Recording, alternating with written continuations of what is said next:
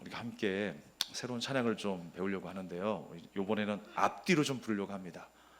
말씀 뒤에만 우리가 찬양을 했는데 우리 새로운 찬양을 함께 우리 부르기 위해서 함께 먼저 말씀 전에 부르겠습니다. 나의 피난처 예수, 우리 찬양을 함께 드리겠습니다.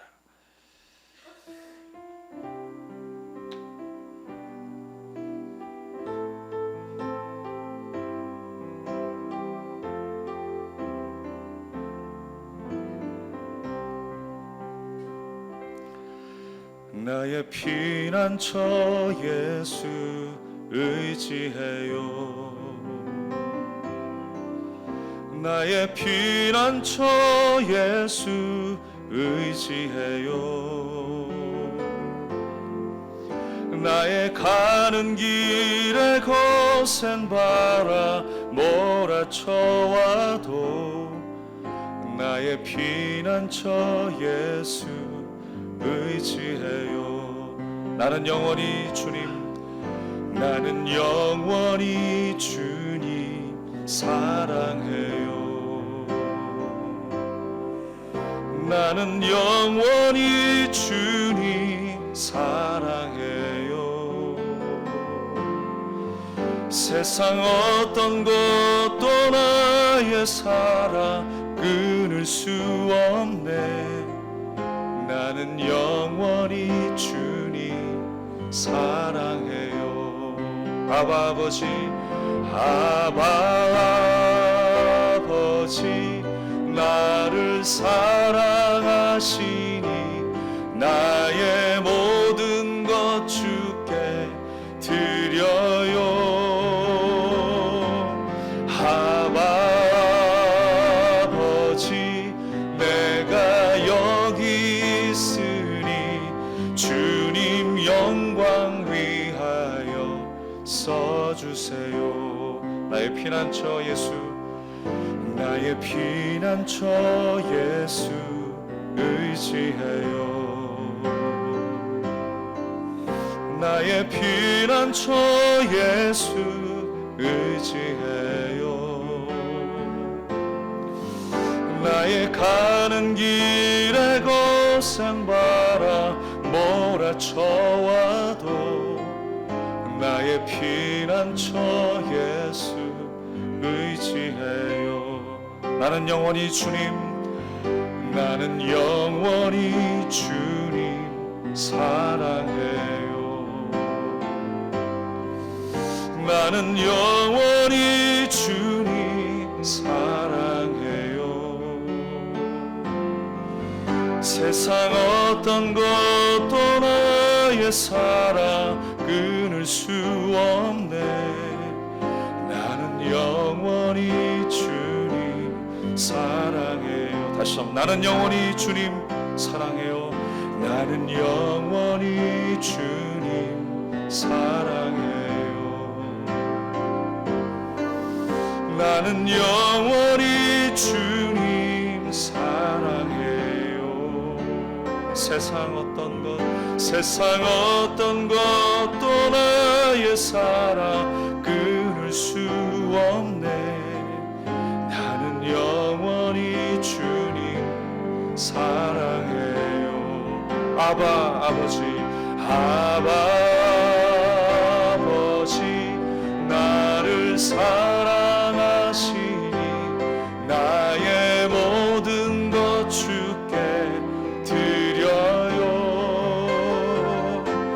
아바 아버지, 내가 여기 있으니 주님 영광 위하여 써주세요. 아바 아버지, 아바 아버지, 나를 사랑하시니 나의 모든 것 주께 드려요. 아바 아버지, 아바 아버지, 내가 여기 있으니 주님 영광 위하여. 다시 한번 우리 한 목소리로 아바 아버지를 부릅니다. 아바 아버지, 나를 사랑하시니 나의 모든 것 주께 드려요.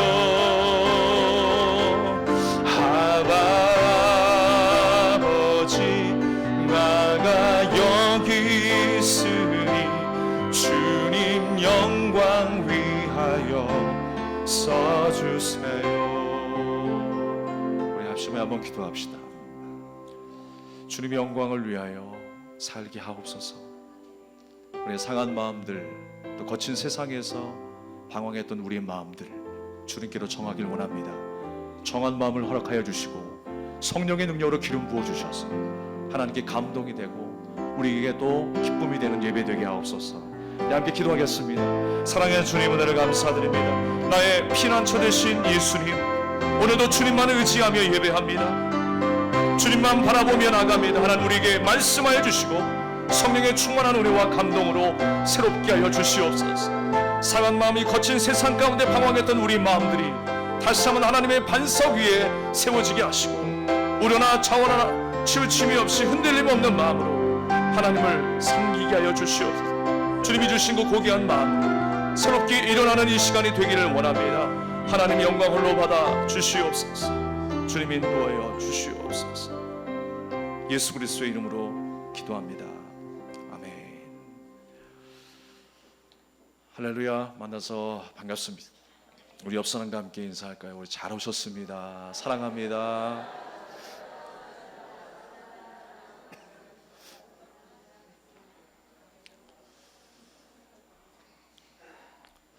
할렐루야. 만나서 반갑습니다. 오늘도 동일한 주님의 크신 은혜와 사랑이 함께하기를 주님의 이름으로 축원합니다. 우리가 하나님 앞에 우리 이 시간을, 이 예배를 약속을 드렸죠. 근데 우리가 항상 그렇습니다. 약속이라고 하는 것은 조건이 전제되기보다 사랑이 전제가 되어야 돼요. 사랑이 먼저여야 합니다. 하나님께서 나를 사랑하심을 믿고 또 내가 주님을 사랑한다고 고백할 때 그 예배가, 그 약속이 온전한 예배와 약속이 되는 줄로 믿습니다. 그래서 약속은요, 그렇습니다. 인격적인 관계에서만 이루어질 수 있어요. 내가 저 사람을 많이 알기 때문에 계약을 하고 약속을 하는 것 한계가 있어요. 내가 저 사람의 정보를 알기 때문에, 주소를 알기 때문에, 저 사람의 모든 신상 명세를 알기 때문에 약속하는 게 아니라 사랑이 전제가 돼야 돼요.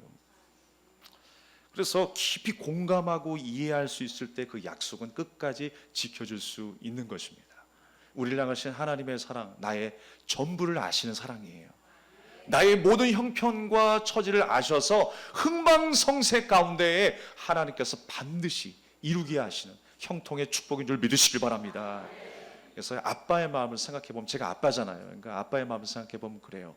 아이들에게 어떤 심부름을 시켰을 때 아이들은 항상 조건으로 생각할 때가 많아요. 이걸 하면 용돈을 주겠다. 이걸 하게 되면 칭찬 스티커 하나 주겠다. 그 스티커 모으면 장난감 하나.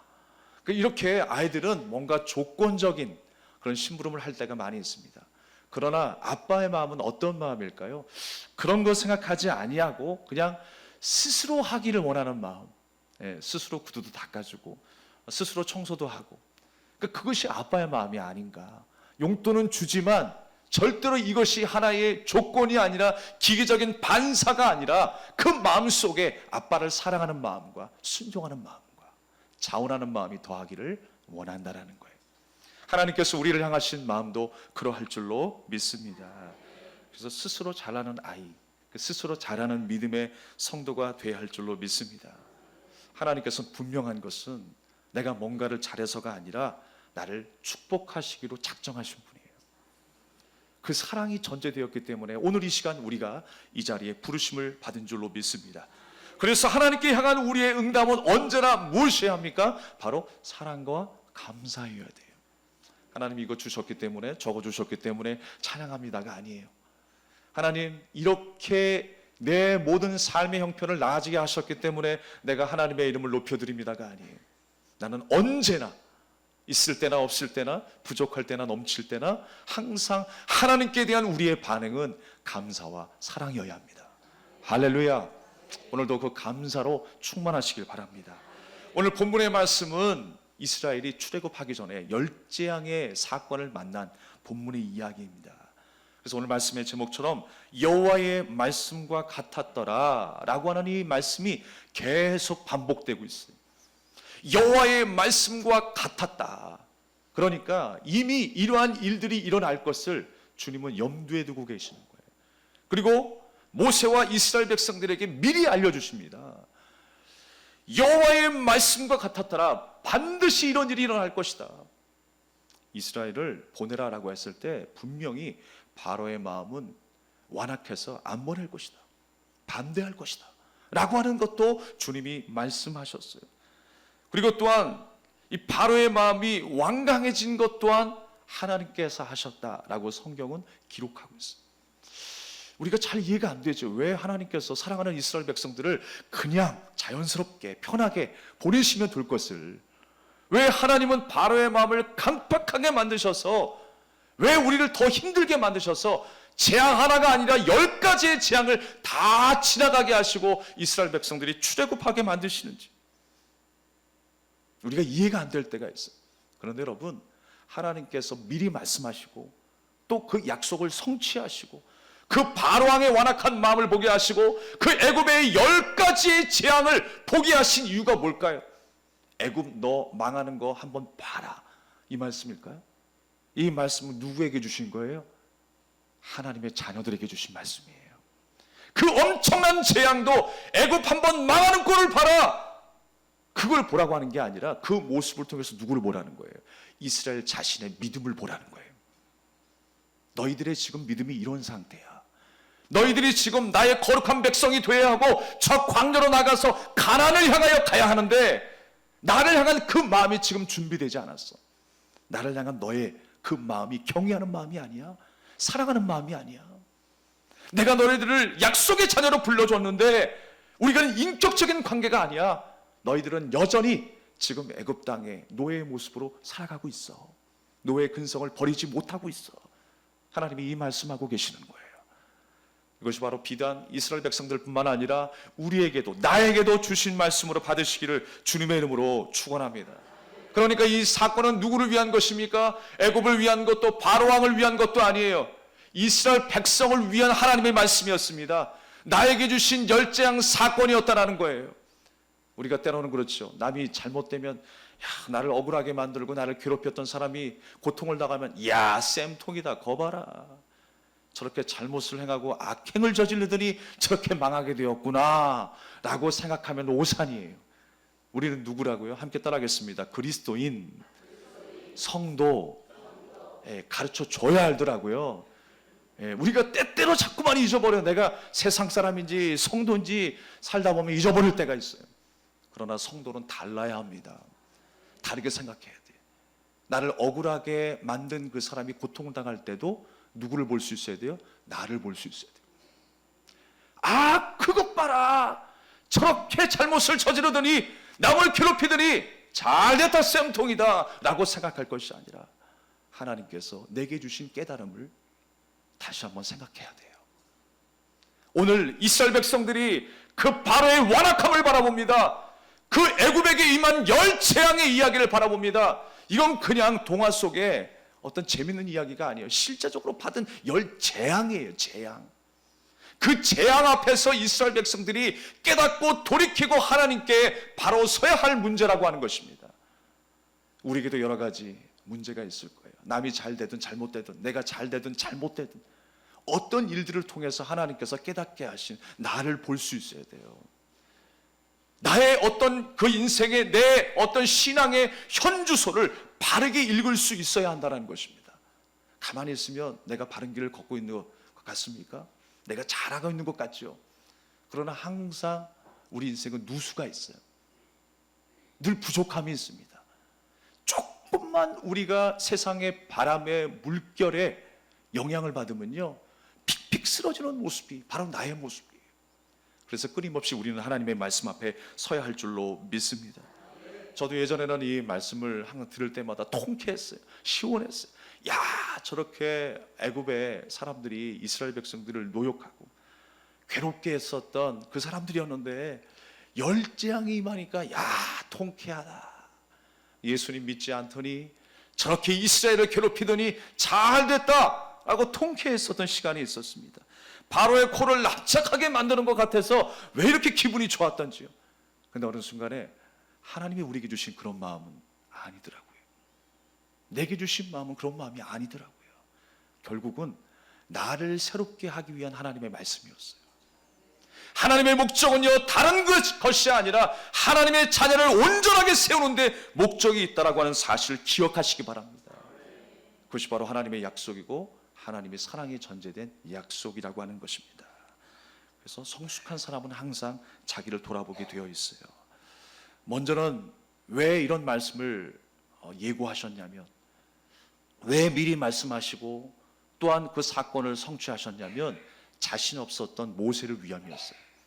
모세가 끊임없이 하나님 앞에 했던 말이 뭐였습니까? 주님, 저는 입이 둔한 자입니다. 또 무슨 말만 하면 입이 둔한 자입니다. 내가 아론 붙여줄게. 입이 둔한 자입니다. 이런 역사를 보여줘도, 지팡이가 뱀이 되고 손이 문둥손이 되어도 또 결국에 모세가 뭐라고 그래요? 입이 둔하다라고 그래요.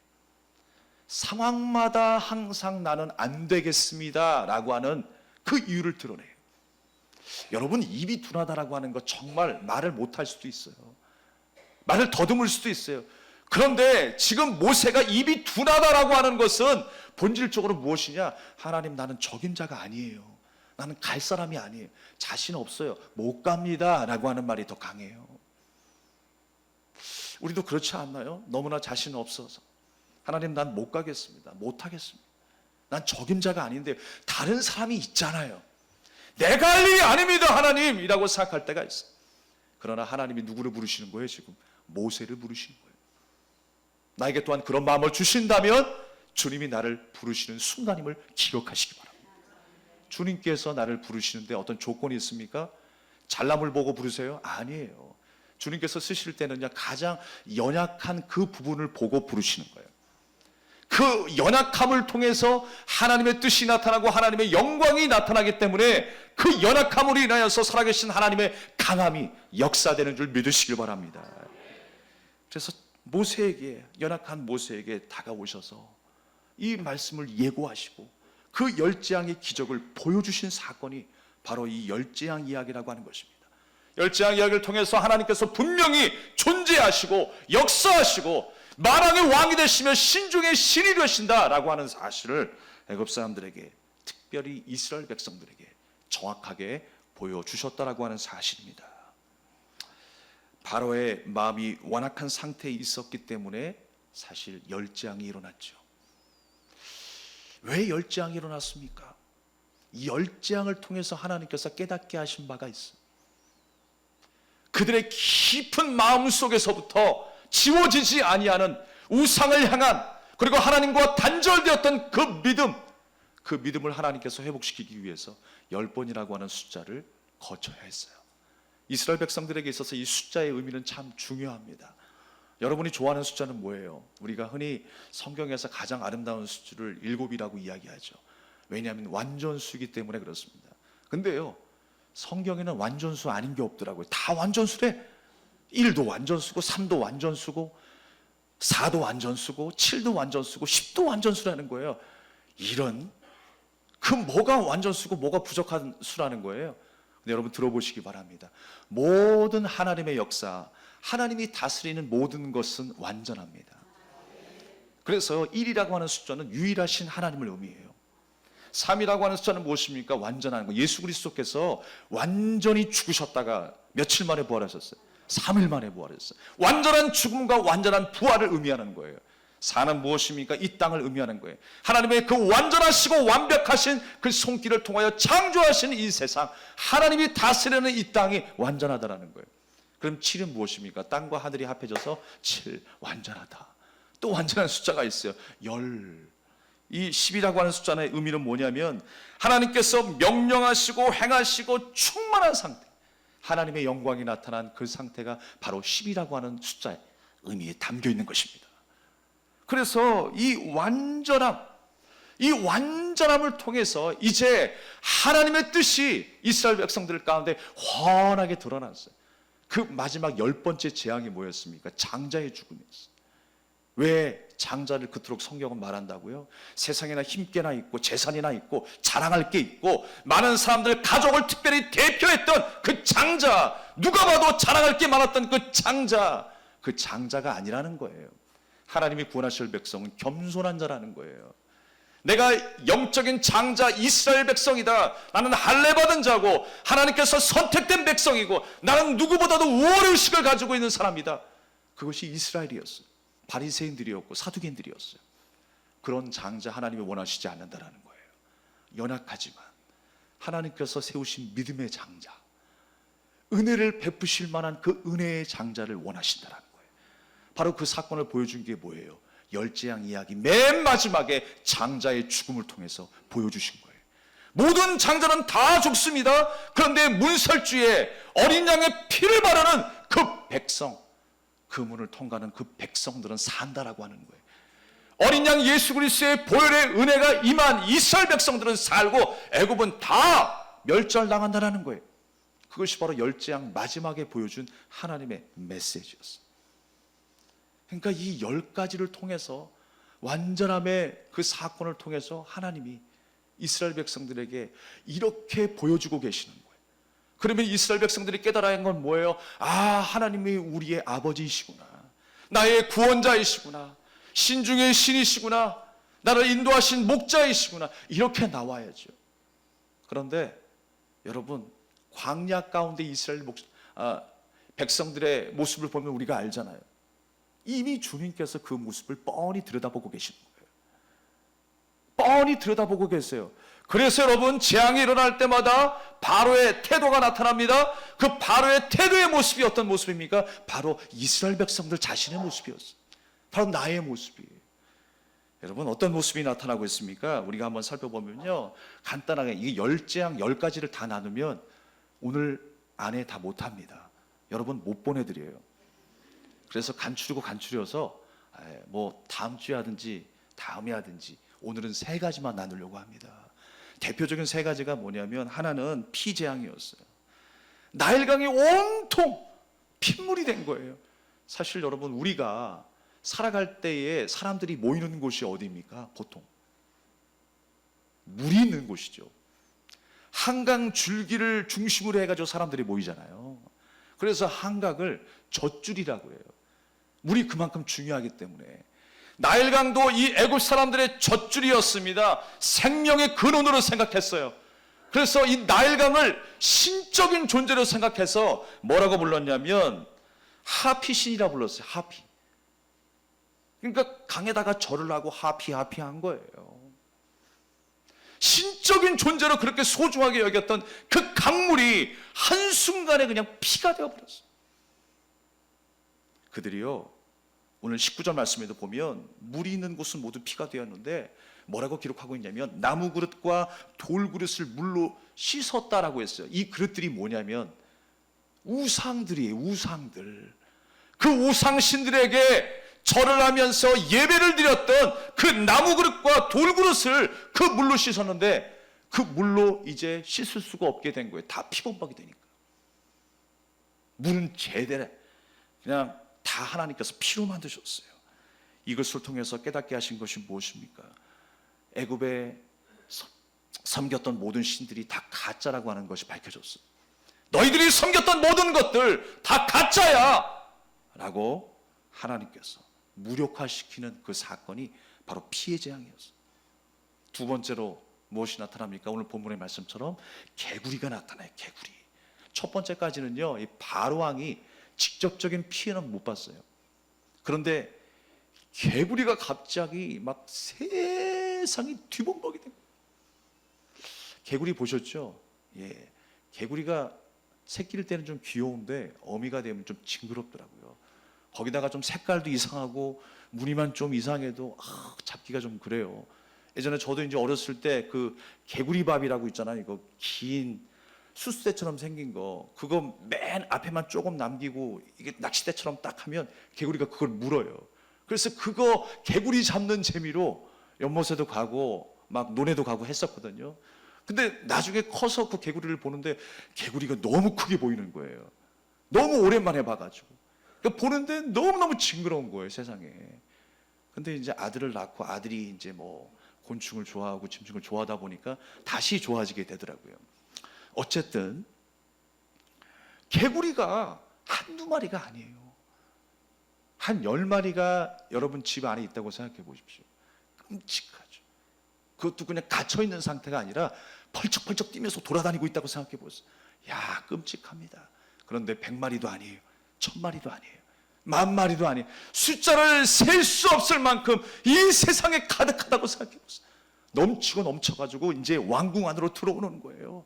왕의 침실로 들어오는 거예요. 내 몸에 붙기 시작하는 거예요. 야, 정말 속된 말로 환장하겠죠. 더 이상 못 살겠는 거예요. 지금 그런 상태에 있습니다. 왜 그런 재앙을 보여주셨습니까? 여러분, 개구리라고 하는 것은 애굽 사람들이 그렇게 간절히 섬겼던 신 중에 또 하나의 신이었어요. 헤케트라고 하는 신이었어요. 개구리가요, 특징이 뭐냐면 알을 그렇게 많이 낳아요. 와, 저는 그 몸에서 그만한 알이 나올 줄은 몰랐어요. 알이 얼마나 나오는지. 와, 그래서 이 개구리가 상징하는 건 뭐냐면요, 다산을 의미하는 거예요. 다산. 그래서 옛날 사람들은 아이를 많이 낳으면 축복이라고 생각했어요. 고대 근동의 사람들은요, 이 다산의 축복을 제일로 생각했어요. 그래서 개구리 신을 그렇게 섬겼다는 거예요. 많은 아이를 낳을 수 있도록 그 개구리에게 손을 빌며 절했던 것입니다. 생명을 낳게 하는 신이라는 거예요. 그런데 그 개구리를 통해서 지금 괴로움을 당하고 있어요.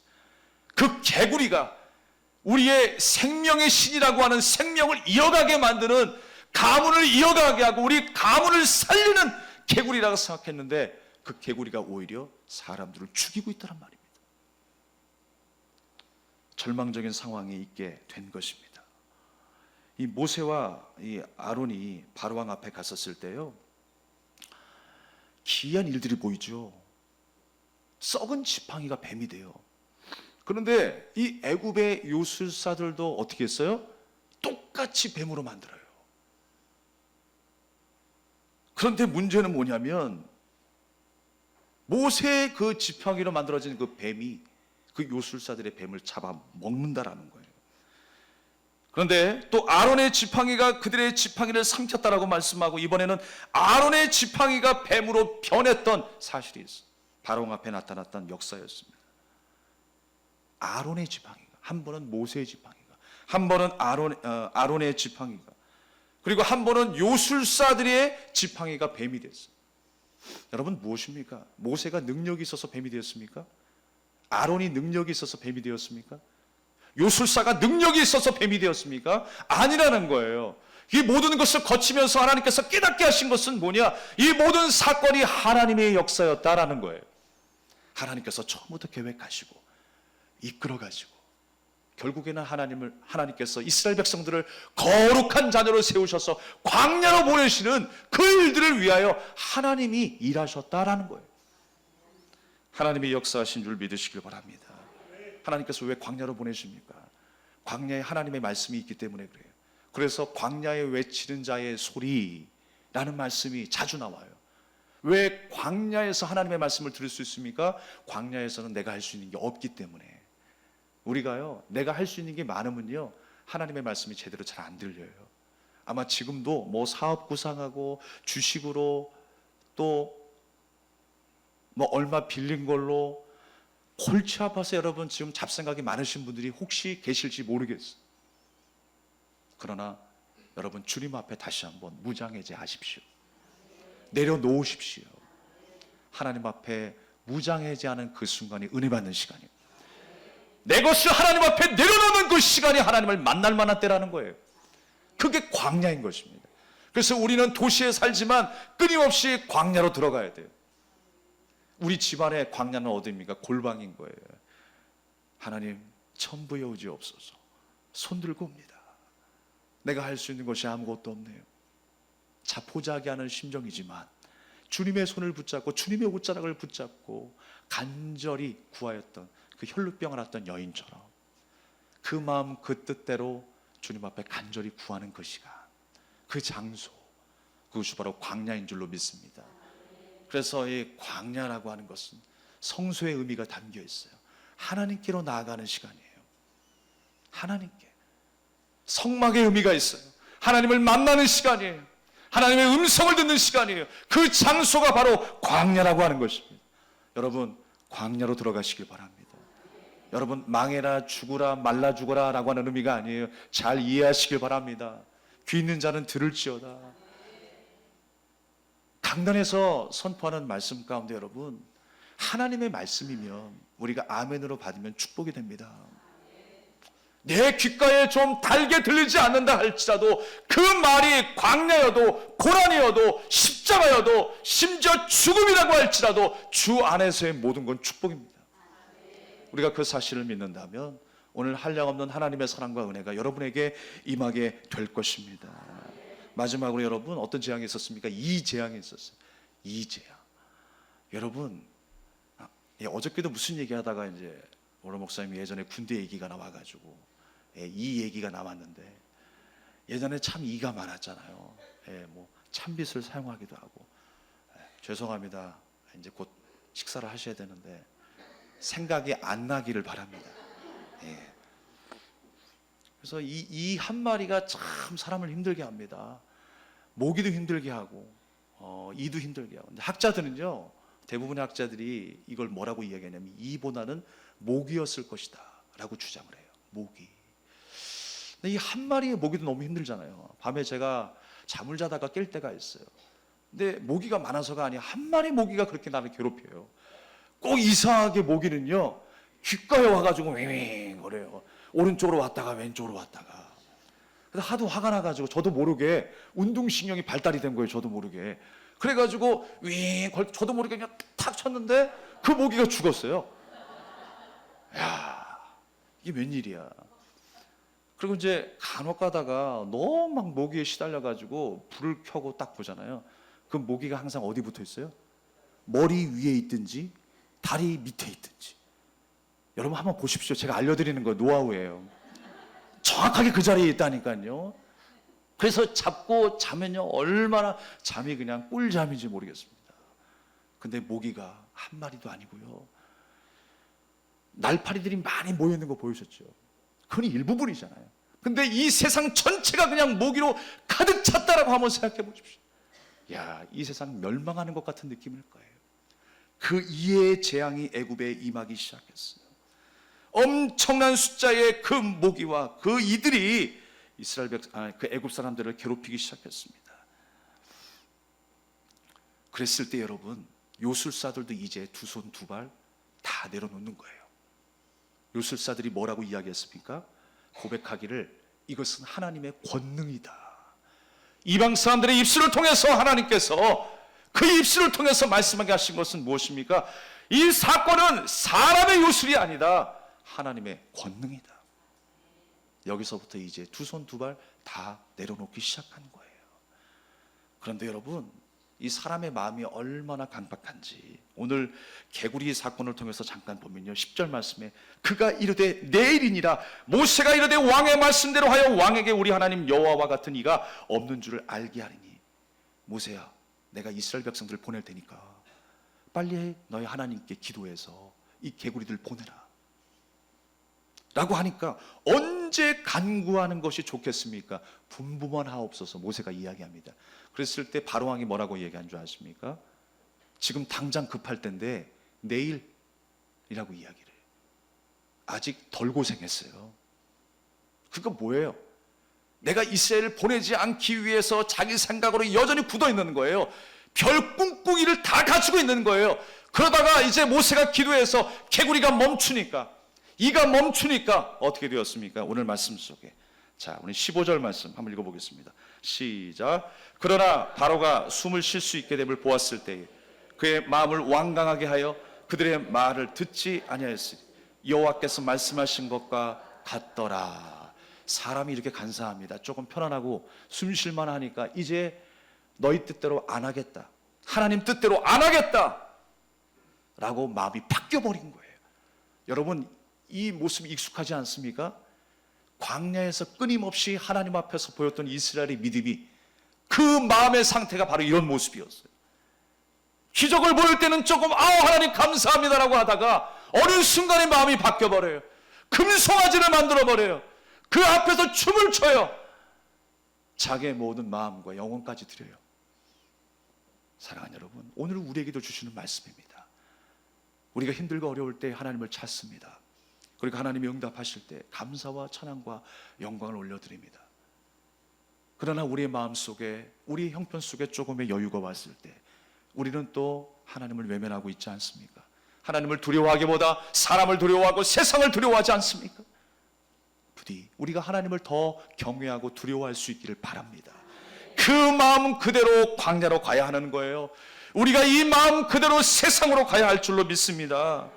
하나님께서는 이 재앙의 사건을 통해서 이스라엘 백성들을 거룩하게 세우시려고 하는 목적이 있어요. 특별히 오늘 말씀 속에 나타난 이 일을 성경은 뭐라고 기록하고 있냐면 티끌이라고 기록을 하고 있어요. 티끌. 이 티끌이라고 하는 말이 어디 나오냐면 하나님께서 아담을 지었을 때 흙으로 지었다라는 말씀이 나와요. 그 흙이 아파르, 지금 티끌도 아파르, 똑같은 단어를 쓰고 있어요. 흙에서 생명을 창조하신 분이 누구십니까? 하나님이라는 거예요. 이 일을 만드신 분도 하나님이세요. 이 재앙이지만 재앙을 통해서 저 바로가 완악하지만 그 완악함을 통해서 이스라엘이 깨달아야 되는 것은 무엇이냐? 바로 흙에서 사람을 만드신 하나님, 티끌 같은 아무것도 아닌 그 쓰레기 더미 속에서, 거름더미 속에서 생명을 창조하신 하나님, 그 하나님을 만나라라고 하는 것입니다. 그 하나님을 믿으라라고 하는 거예요. 그 하나님을 믿을 때 어떤 광야도 우리는 두렵지 않을 것입니다. 여러분, 이 한 주가 정말 하나님을 만나고 전능하신 하나님을 경외함으로 그 어떤 일 앞에서도 담대할 수 있기를, 승리할 수 있기를 주님의 이름으로 축원합니다. 말씀을 마치겠습니다. 2009년도에 미국에서 큰 비행기 사고가 있었어요. 그래서 불시착을 했는데 호수에 불시착을 하게 됩니다. 비행기가 그 강가에 점점 가라앉게 되었어요. 많은 사람들이 긴장합니다. 결국 나중에 많은 사람들이 이제 구조원들을 통해서 다 구출이 됩니다만 그 한순간에 릭 엘리아스라고 하는 사람이 정말 내 인생을 새롭게 돌아볼 수 있는 시간이 되었다 라는 말을 했어요. 그는 미국 이민자로 성공한 사람이었고 경제적으로나 또 외부적으로나 사회 인사로서 인정받는 사람이었습니다. 그런데 그가 오로지 성공을 향해서 달려오느라고 사람들과의 관계가 별로 좋지 않았대요. 이기적인 생각으로 나만 행복하면 되지라고 하는 생각으로 가득 찼던 사람이었고 가족들조차도 외면했던 사람이었어요.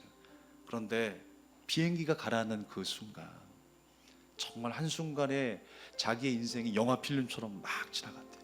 참 신기하죠. 왜 그런 사고가 날 때나 위기일 때 사람의 그 뇌리 속에 지나온 시간들이 막 한순간에 지나가잖아요. 번개치듯이 그냥 한 1초에 몇백 장의 사진이 막 지나가잖아요. 그러니까 모든 게 막 생각이 나는 거예요. 그러면서 깨닫기 시작했어. 아, 내가 가족을 사랑하지 못했구나.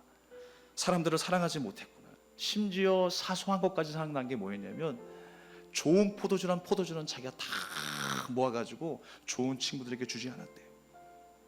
근데 갑자기 어떤 생각이 나냐면 아끼다가 큰일 날 것 같아서 친구들에게 대접하기로 결심을 했대요. 그 순간에 무슨 이유인지는 모르겠습니다. 또 옳고 그름을 시비하지 않아야 되겠다라는 결정을 그 순간에 하게 되었대요. 살지 죽을지 모르는 그 상황 속에 또 마지막으로 죽어도 내가 하고 싶은 일을 미루지 말아야 되겠다. 그 죽음의 위기 앞에 인생의 모든 것이 한순간에 바뀌게 되었다라는 말을 했어요. 그가 강연을 하면서 죽음 앞에서 나는 이렇게 바뀌었다라고 고백을 하였습니다. 사랑하는 여러분, 우리는 누구라고 했습니까? 성도라고 했어요. 성도는요, 이미 죽음 앞에서 모든 것이 바뀐 사람들이에요. 예수 그리스도의 죽음 앞에 우리의 인생이 완전히 바뀐 인생들이라고 하는 것입니다. 이미 십자가에서 죽음을 경험한 사람으로서 우리의 가치는 어떻게 정리되어야 할까요? 우리의 우선순위는 어떻게 정리되어야 할까요? 우리의 마음속에 담아야 될 그 소중한 보안은 누가 되어야 할까요? 바로 예수 그리스도가 되어야 할 줄로 믿습니다. 그렇다면 여러분, 내가 두려워해야 될 대상은 세상이 아니라 하나님이신 거예요. 오늘 하나님께서 약속하시고 이스라엘 백성들을 사랑하셔서 그 고난의 현장 가운데 깨닫게 하여 주셔서 그들을 사랑하시기 때문에 그들을 온전히 세우시기 위해서 보여주신 이 열재앙 사건처럼 한 주간을 살아가면서 수많은 일들을 보게 될 것입니다. 그러나 두려워하지 마십시오. 하나님의 말씀 앞에서 나를 보시고 전능하신 하나님의 하신 일들을 다시 한번 체험하게 되는 놀라운 기적의 한 주가 되기를 주님의 이름으로 축원합니다. 주님은 나의 피난처가 되십니다. 우리 함께 찬양 드리고 기도하겠습니다. 나의 피난처 대신 의지해요. 나의 피난처 예수 의지해요.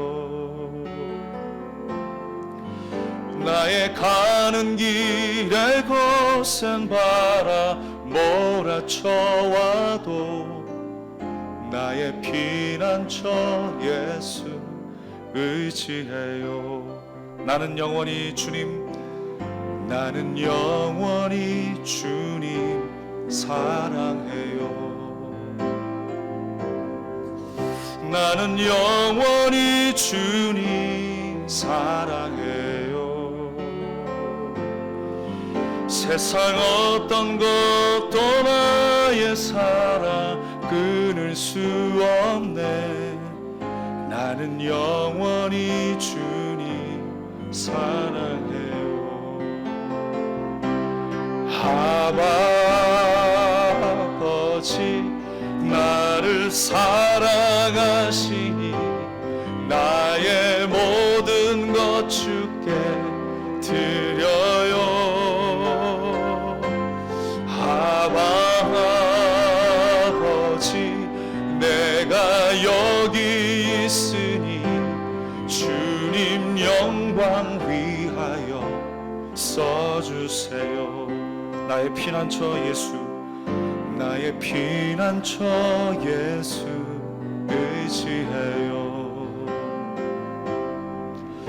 나의 피난처 예수 의지해요. 나의 가는 길에 거센 바람 몰아쳐와도 나의 피난처 예수 의지해요. 나의 영원히 주님, 나는 영원히 주님 사랑해요. 나는 영원히 주님 사랑해요. 그렇습니다. 주님, 세상 어떤 것도 나의 사랑 끊을 수 없네. 나는 영원히 주님 사랑해요. 아버지 나를 사랑하시니 나의 모든 것 주께 드려요. 아버지 내가 여기 있으니 주님 영광 위하여 써주세요. 아버지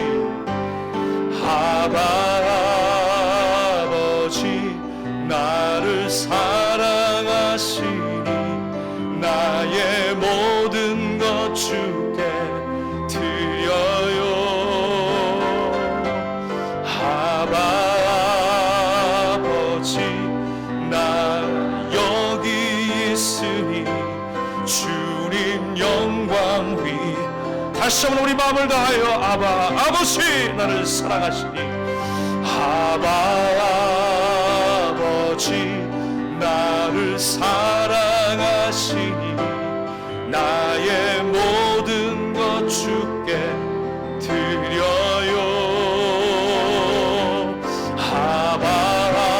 아버지 내가 여기 있으니 주님 영광 위하여 써주세요. 아버지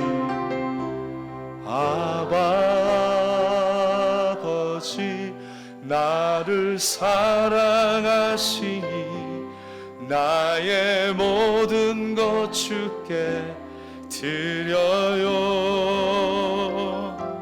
아바 아버지, 내가 여기 있으니 주님 영광 위하여 써주세요. 여러분, 주신 말씀을 기억하면서 우리 함께 기도합시다. 이제까지 여러분 앞에 나타난 사건과 사람, 여러 가지 시험과 문제들 다 남의 일로 생각했습니까? 아니에요. 나 보라고 주님 허락하신 일들이에요. 나를 주님이 너무너무 사랑하셔서 약속하신 바가 있어서 보게 하신 거예요. 아파하게 하신 거예요. 그 고난을 넘어가게 하신 거예요. 여러분, 다시 한번 우리가 돌이켜 주님 앞에 결단하기를 원합니다. 주님, 내가 주님의 영광을 위하여 부르심을 받았는데 하나님을 기쁘시게 하는 믿음의 도구로 쓰임받게 하여 주시옵소서. 쓰임받게 하여 주시옵소서. 하나님 나를 부르셨음을 저는 확신합니다. 하나님이 나를 사용하심을 저는 확신합니다. 열재앙 가운데에 자신의 모습을 보기 원했던 그 하나님의 마음처럼 이스라엘 백성들 하나님을 바라보는 그 마음과 그 믿음이 새로워지기를 원하셨던 그 마음 그대로 우리가 다시 한번 깨닫기를 원합니다. 우리 하나님은 살아계신 하나님이고 경외의 대상이시며 나의 전부를 아시는 하나님, 나를 위해 싸우시고 승리케 하시는 하나님이심을 믿고 순종하게 하옵소서. 우리 간절히 기도하겠습니다. 전능하신 주님 은혜를 감사드립니다.